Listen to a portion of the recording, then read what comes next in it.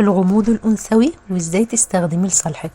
الغموض الأنثوي أداة قوية جدا في العلاقات والتواصل الاجتماعي، مش لأنه خداع ولا إنك معنى كده إنك تكوني غير صادقة، لأنه بيضيف قيمة وجاذبية لشخصيتك. هقولك واحدة واحدة الغموض إزاي بيعزز الجاذبية.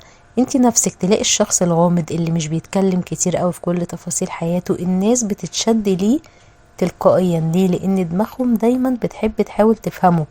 لو كل حاجة عندك واضحة وصريحة، يعني ايه الحافز اللي هم يهتموا؟ الاهتمام هيقل بسرعة. تاني حاجة التحكم في المعلومات، يعني ما تحكيش كل اسرارك بقى للاشخاص بسرعة، شاركي بس في الوقت المناسب. مثلا لو حد سألك عن حياتك العاطفية ممكن تردي اجابة عامة من غير تفاصيل.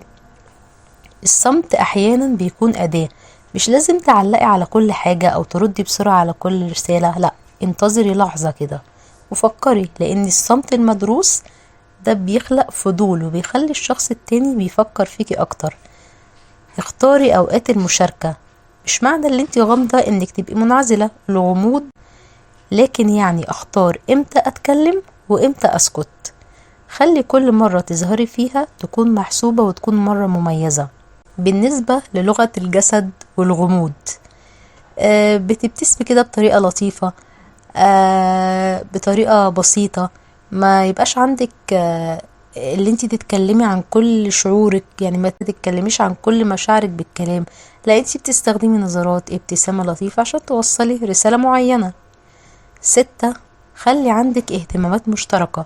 الشخصية المستقلة بيكون دايما ليها حياة خارج العلاقة، ده بيخلي الغموض طبيعي. يعني ايه يبقى ليكي حياة مستقلة خارج العلاقة؟ يعني يكون عندك هواياتك، شغلك، جيرانك، اصدقائك، حاجة مثلا انتي بتحبي تصنعيها، مثلا وليكن شغل الهاند ميد، بتخلي حياتك مثيرة وكل حاجة انتي بتستمتعي بيها بقى.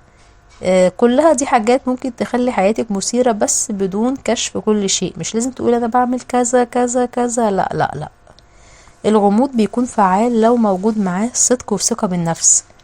ما تكونيش انتي برضو، يعني مش معنى ان انا بقولك اللي انتي خليكي غامضة انك تبقي مبالغة وتظهري انك عندك برود وتكبر. في اللحظة دي لو انتي يعني زودتي قوي من الغموض وبقى في طريقة كده، بقى عندك كبر او برود، ده هيخلي الشخص يبعد عنك. الغموض مش خداع ولا ألعاب ذهنية، هو فن تقديم نفسك بشكل جذاب. هنتكلم في 6 محاور. أول محور منهم ازاي بتبدأي اللي انتي تطبقي الغموض الأنثوي ده في حياتك. هنتكلم مثلا بالنسبة للعلاقات. 1، الرد على الرسائل.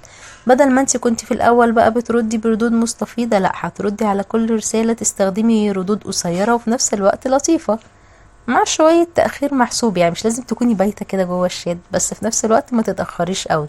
مثلا لو حد قالك ازيك ممكن تقولي الحمد لله او الحمد لله تمام، وانت بدل ما تكتبي قصة كاملة عن يومك كله عملت كذا وكذا، لا لا لا. تاني حاجة الحديث عن حياتك الشخصية.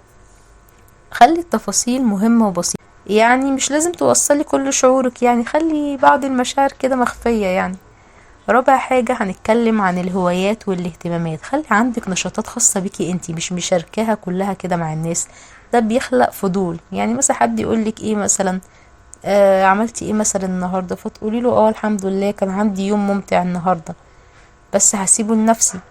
يعني انتي مش لازم تقولي كل الهوايات وكل الحاجات اللي انتي بتقوليها بالتفصيل، عملت كذا وكذا، لا.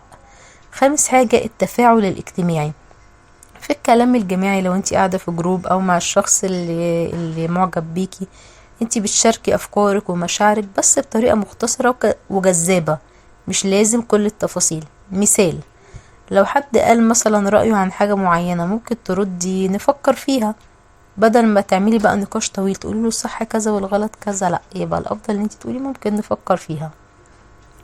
سادس حاجة ابقاء بعض الامور مجهولة. زي ما قلنا مش لازم تحكي كل حاجة عن ماضيك او مشاعرك، خلي الشخص الاخر يبقى عنده فضول وانه يحاول يكتشف عنك شيء جديد كل مرة. ودي كانت كلمة من قلبي ليكم، اشوفكم في حلقة جديدة، سلام.